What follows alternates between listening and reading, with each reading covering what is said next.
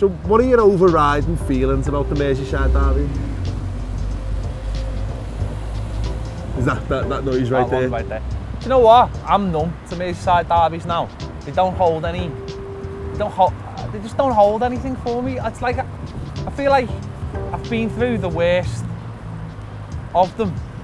That it doesn't really matter, but there's always something that can surprise you. I didn't look forward to them because it was going into school the next day and getting stick off your mates, and you'd have it for weeks and weeks, and we used to have that the old, well, we're better than you. Like, well, you're not, because we're above you in the league. Well, we beat you. Well, hang on, that doesn't make any sense. And that's the thing for me. So there was like a watershed toward the back end of the 90s when we finally got a win over you again.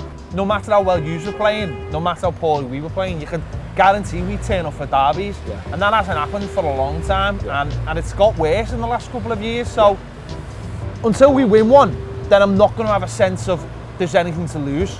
So we're looking at what, 1999, 18 years since Everton last won a derby at Anfield. Sander Westerveld imploded. He got sent off. You ended up having Staunton in goal. We ended up having Steve Staunton in goal. Did Gerrard get sent off as well? So yeah, in the last minute or two, Steven Gerrard would come on as a sub, dives in on Kevin Campbell, waist high, studs up and gets sent off. Little did we know at the time that was pretty much going to set the tone for Gerrard's derby career. Andrzej Kanchelskis, he made himself an absolute Everton hero almost overnight.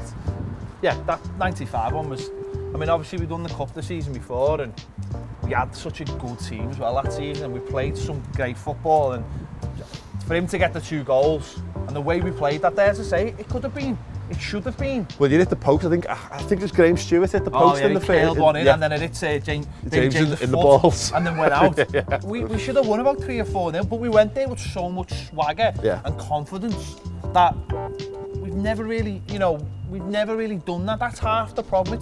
It's a self-fulfilling prophecy. We come to Anfield already beaten. We have done for years. It's just something that runs through the club at the moment, and until it changes, it'll never change. If that makes sense. It's up to the crop of players to just get out there and produce a performance where they do turn up. So I'll give you the chance to talk about some of the good times. Oh yeah. We have to move on to more recent stuff, because if the 90s was Everton's decade almost, I think I know most of the noughties were probably Liverpool's as well. I think the last, 3 or 4 years, you go back to, there's 2 4-0s in recent memory, and you go back to the first one. We'd had a decent start to the season, but we were in touching distance, but Everton had been great as well. You know, under Martinez, things looked like they were really turning the corner. He played a great brand of football, as were we under Rodgers.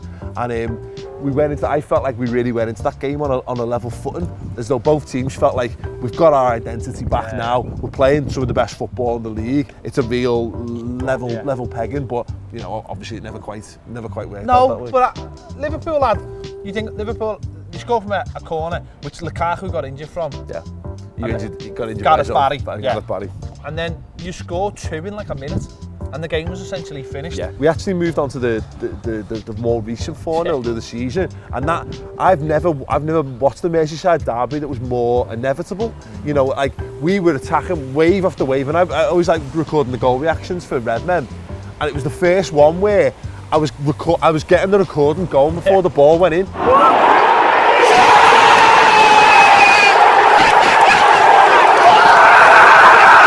Because I was like, we're going to score here. Because I felt like we were going to score with every attack. It was wave after wave after wave, and Everton offered no resistance in that match whatsoever. But oddly, he didn't score till like the 40th minute or something like that. Two at the end of the first half. 2 at the end of the first half. And again, though, that was a game where you looked at the players he put out, and it was just, they weren't arsed, they weren't playing for him.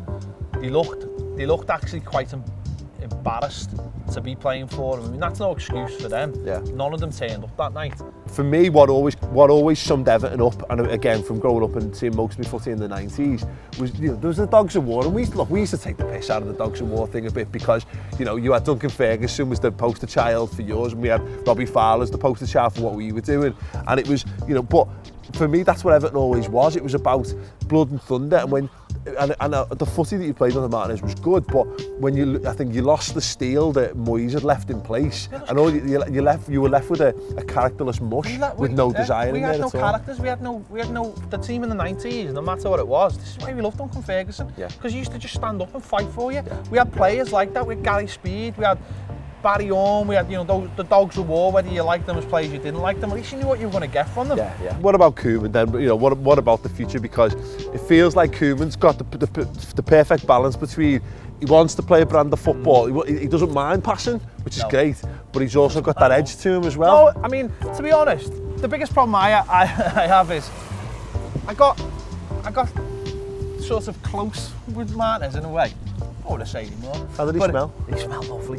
He did smell lovely. I'll give him. Big Jason Derulo fan as well. You know, I got to speak to him a few times. You know, in interviews and stuff. Yeah. Like, and you get that sort of, you get to like people, and I liked them, and it's hard to criticise people when you like them. So I'm almost keeping cool on Koeman in terms of I'm having a bit of a working relationship with him. Yeah. Do you know what I mean? Like, I look at it though, and I think he's a perfect fit for what he's doing. The same as Klopp does, to be honest. Like, and you know, you're right. There's definitely something in that. What is his plan? Is it stepping stones? Because he did that when he left for Valencia, didn't he? It was because he wanted to manage in Spain. It was his dream and what have you.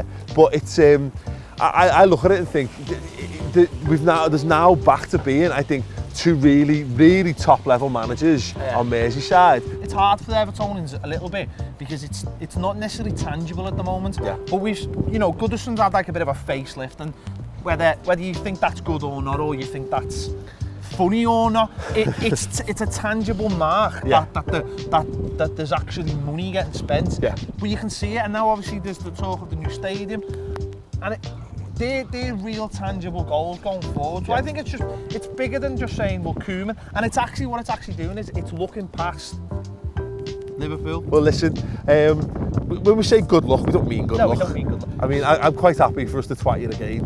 But I'll be honest, I might just stay in bed for the first half and just see how I feel. Check my phone now and again. Amazing.